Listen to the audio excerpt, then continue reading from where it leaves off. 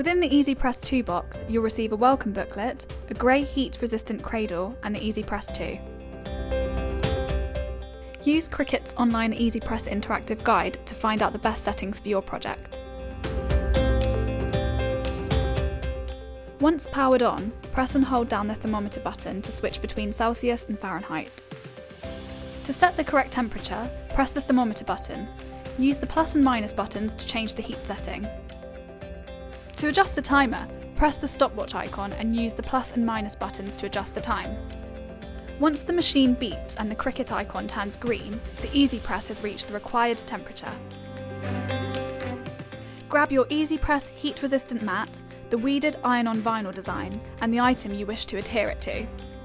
Preheat the item using the time stipulated in the interactive guide. This will help reduce moisture and wrinkles, as well as help to ensure iron-on success.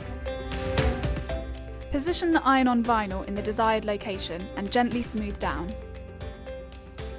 Place the EasyPress directly on top of the vinyl and activate the timer. Apply gentle pressure until the timer beeps, then place the EasyPress back into the cradle.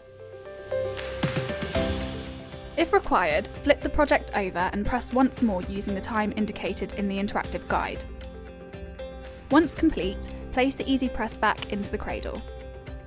Carefully remove the clear plastic sheet, using the interactive guide to advise as to whether the sheet should be removed warm or cold.